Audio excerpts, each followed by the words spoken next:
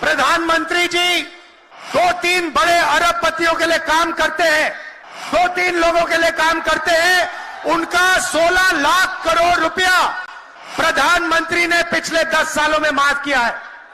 मैं आपसे पूछना चाहता हूं, उन्होंने हिंदुस्तान के किसान का कितना कर्जा माफ किया?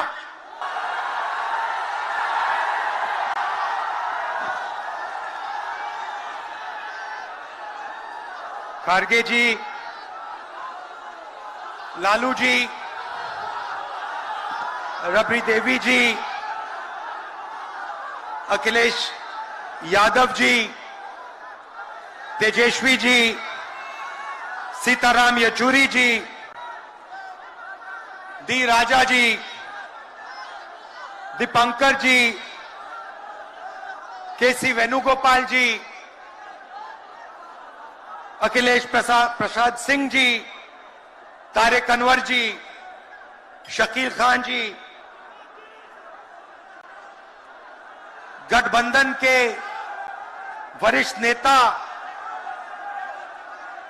और गठबंधन के प्यारे कार्यकर्ता भाइयों और बहनों, प्रेस के हमारे मित्रों, इतने मित्र नहीं है प्रेस वाले।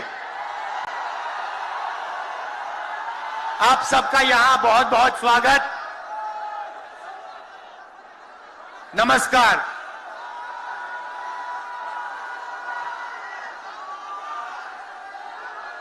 देश में जब भी बदलाव आता है, वो बिहार में तूफान शुरू होता है। यहां से तूफान बाकी प्रदेशों में जाता है। ये बिहार जो है देश की राजनीति का नर्व सेंटर है, यहां से ही शुरुआत होती है। आज देश में विचारधारा की लड़ाई है। एक तरफ नफरत, हिंसा, अहंकार और दूसरी तरफ मोहब्बत, भाईचारा और एक दूसरे की इज्जत। जैसे मैंने यात्रा में कहा, अगर आप गठबंधन को समझना चाहते हो, एक लाइन में समझा जा सकता है, नफरत के बाजार में मोहब्बत की दुकान खोलते हैं हम।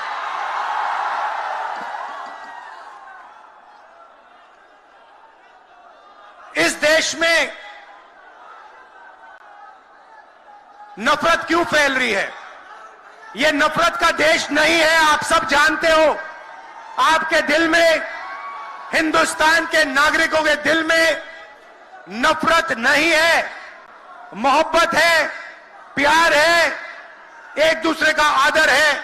तो सवाल उठता है कि इस देश में नफरत क्यों फैल रही है? भाई और बहनों, नफरत का सबसे बड़ा कारण देश में अन्याय है। अन्याय, युवाओं के खिलाफ अन्याय, आप सबके खिलाफ अन्याय, किसानों के खिलाफ अन्याय, सामाजिक अन्याय, आर्थिक अन्याय। प्रधानमंत्री जी 2-3 बड़े अरबपतियों के लिए काम करते हैं, 2-3 लोगों के लिए काम करते हैं। उनका 16 लाख करोड़ रुपया प्रधानमंत्री ने पिछले 10 सालों में माफ किया है। मैं आपसे पूछना चाहता हूं, उन्होंने हिंदुस्तान के किसान का कितना कर्जा माफ किया? हिंदुस्तान के मजदूरों का कितना कर्जा माफ किया? इसीलिए देश में नफरत फैल रही है।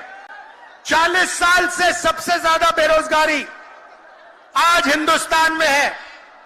क्यों? क्योंकि बीजेपी ने छोटे व्यापारियों को, किसानों को, स्मॉल और मीडियम वाले बिजनेसेस को नष्ट कर दिया है। एक तरफ नोटबंदी की, दूसरी तरफ जीएसटी लागू की। नतीजा यह हुआ, जो लोग इस देश को रोजगार देते हैं, छोटे बिजनेस वाले, स्मॉल और मीडियम बिजनेस वाले, उन सब का काम बंद हो गया। जहां भी देखो बड़े बड़े उद्योगपतियों की मोनोपोली बन रही है। एक उद्योगपति के हाथ में हिंदुस्तान के सारे पोर्ट, एयरपोर्ट, इंफ्रास्ट्रक्चर, डिफेंस की इंडस्ट्री, सारी की सारी नरेंद्र मोदी जी ने एक उद्योगपति को पकड़ा दी। आप लोगों के लिए इस देश में कुछ नहीं बचा है। मैं आपसे सवाल पूछना चाहता हूं, इस देश में पिछड़ी जात के कितने लोग हैं? कितनी आबादी है पिछड़ी जात की? 50%। 50%। दलितों की कितनी आबादी है? 15%। आदिवासियों की कितनी आबादी है? 8%। कितनी बनती है भाई? कितनी होती है? 73% अब देखिए, 73% में से हिंदुस्तान की सबसे बड़ी कंपनियों में उनकी मालिकों की लिस्ट निकालिए, आपको एक व्यक्ति नहीं मिलेगा 73% वाला। उसके बाद मीडिया के मालिकों की लिस्ट निकालिए, बड़े बड़े इनके जो पत्रकार हैं उनकी लिस्ट निकालिए, आपको 73% में से एक नहीं मिलने वाला है। उसके बाद प्राइवेट अस्पतालों के मालिकों की लिस्ट निकालिए, स्कूल और कॉलेज जो चलाते हैं, private school, private college, private university, उनकी लिस्ट निकालिए, उधर आपको 73% का कोई नहीं मिलेगा। उसके बाद जो हिंदुस्तान को 90 ब्यूरोक्रेट चलाते हैं, आईएएस वाले, उनकी लिस्ट निकालिए, उधर आपको 3 पिछड़े वर्ग के लोग मिलेंगे, 3 दलित मिलेंगे और 1 आदिवासी मिलेगा। और अगर हिंदुस्तान की सरकार 100 रुपए खर्च करती है, बजट में अगर 100 रुपए खर्च होते हैं, तो 73% की 6% की 6 रुपए की भागीदारी बनती है। तो ये जो 73% है, और उसमें अगर आप जोड़ना चाहते हो तो गरीब जनरल कास्ट के लोगों को भी जोड़ लो। इनके लिए इस देश में कोई रास्ता नहीं बचा है। पहले क्या होता था? पहले पब्लिक सेक्टर होता था, उसमें गरीबों को रास्ता मिलता था, नौकरी मिल जाती थी, सरकार में रोजगार मिल जाता था, जैसे बिहार में तेजस्वी जी ने किया, जैसे छत्तीसगढ़ में हमने किया, कर्नाटक में, तेलंगाना में हम कर रहे हैं। मगर नरेंद्र मोदी जी ने ये सारे के सारे रास्ते बंद कर दिए। सेना में आप जाते थे, वहां अग्निवीर लागू कर दिया।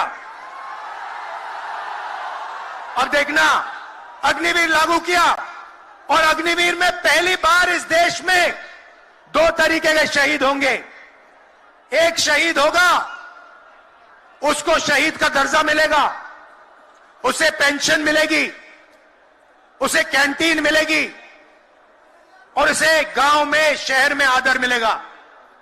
दूसरा शहीद होगा, अग्निवीर होगा, वो शहीद होगा, उसे शहीद का दर्जा नहीं मिलेगा, उसको पेंशन नहीं मिलेगी, उसको कैंटीन नहीं मिलेगी, और उसको ट्रेनिंग भी सही नहीं मिलेगी। एक तरफ चाइना के सैनिक, पाकिस्तान के सैनिक सालों की ट्रेनिंग लेते हैं, और हमारे युवाओं को नरेंद्र मोदी 6 महीने की ट्रेनिंग देने के बाद उनके सामने खड़े करने की कोशिश कर रहा है। नतीजा आप जानते हो। मैं ज्यादा नहीं बोलना चाहता हूं, क्योंकि लालू जी को बोलना है। ये देखो, लालू जी को बोलना है, मगर मैं सिर्फ ये कहना चाहता हूं, बीजेपी के लोगों को गलतफहमी में नहीं होना चाहिए। हम लोग बीजेपी से, आरएसएस से नहीं डरते। हमें कोई फर्क नहीं पड़ता। हम देश के लिए लड़ते हैं, हम देश के लिए मरने के लिए तैयार हैं और हम बीजेपी को, आरएसएस को यहां से हटा के इंडिया की सरकार बनाकर दिखाएंगे। आप सबका दिल से बहुत बहुत धन्यवाद। नमस्कार, जय हिंद। शुक्रिया बहुत बहुत राहुल जी। अब मैं आग्रह करूंगा संसदीय अनुभव के धनी भारतीय राष्ट्रीय कांग्रेस के अध्यक्ष मल्लिकार्जुन खड़गे जी वो आए और संदेश दें।